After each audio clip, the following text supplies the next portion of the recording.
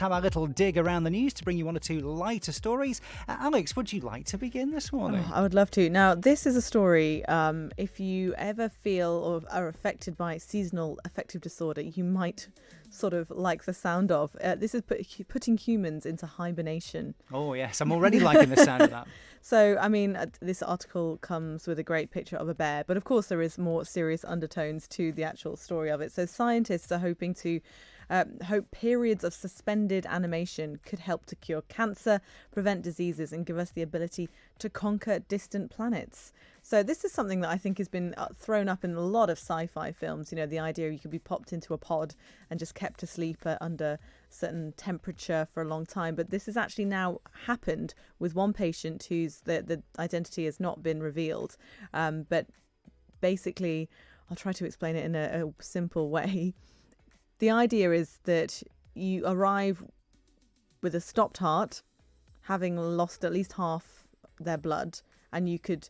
So basically, the surgery usually takes a very long time, and surgeons don't have the time to be able to save anybody if you're losing a lot of blood. If you've had like a gunshot wound or a stab wound or something like that, you just don't have the time to be able to save somebody.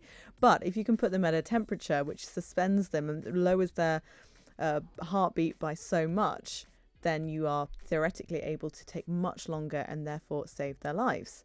That's where it stems from, but of course it could have bigger ramifications. Wow, it's sounding less appealing by the second. Yeah, actually, I don't.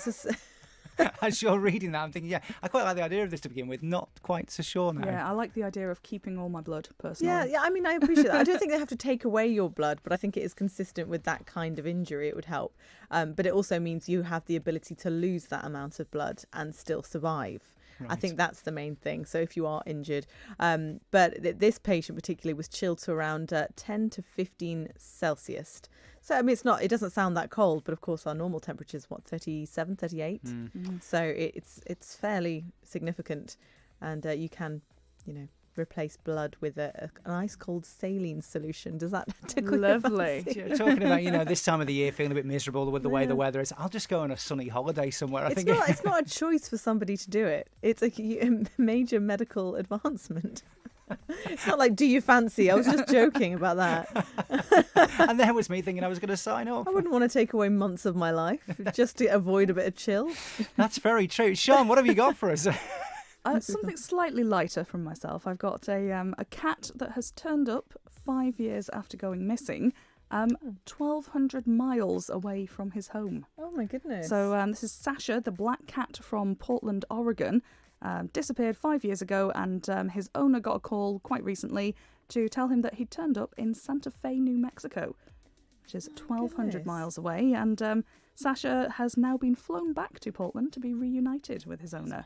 So usually you'd think if it's been missing for some months that someone's, or even years, or just someone's taken them in and just had them as their own. But I suppose that amount of distance away, he's surely been on a journey. This is what Victor, his owner, has said. He assumes that his pet being quite friendly has probably hitched a ride with someone. He says, I want to think he was on a great American adventure. That's like a big road trip. Sounds like Kerouac, shouldn't they? Yeah, it's like a big old road trip there. So good to see they've been reunited. And slightly animal-themed one from me, because two of British TV's most famous puppets are going on sale at auction. Do either of you remember Orville the duck or Emu? Yes, vaguely. Well, I don't know about Emu, but I definitely remember Orville. Yeah, with Keith Harris, I Wish I Could Fly and all of that. Emu was with Rod Hull, the Pink Windmill, and he sort of famously, when Rod Hull would take him on chat shows, attacked the hosts like Parky, there's John Stapleton on TVAM. They're going under the hammer, and they're expected to fetch up to £10,000 when they go on sale in London next month. So, are these old versions of the puppets? Because my knowledge of Orville is really that occasionally he pops up on Celebrity Pointless.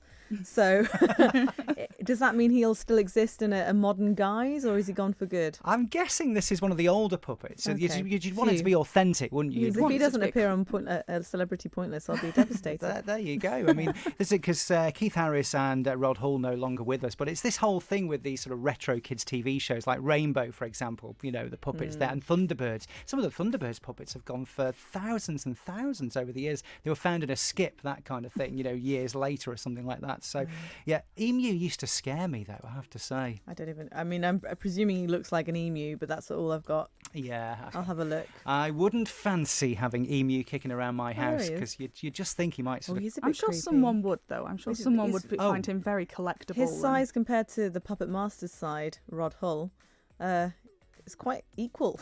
Yeah, he's a big old bird, isn't he? He was a bird not to be messed with. So, yeah, London next month. If you've got a few grand kicking round, you could have emu in your house sat on your armchair. How about that?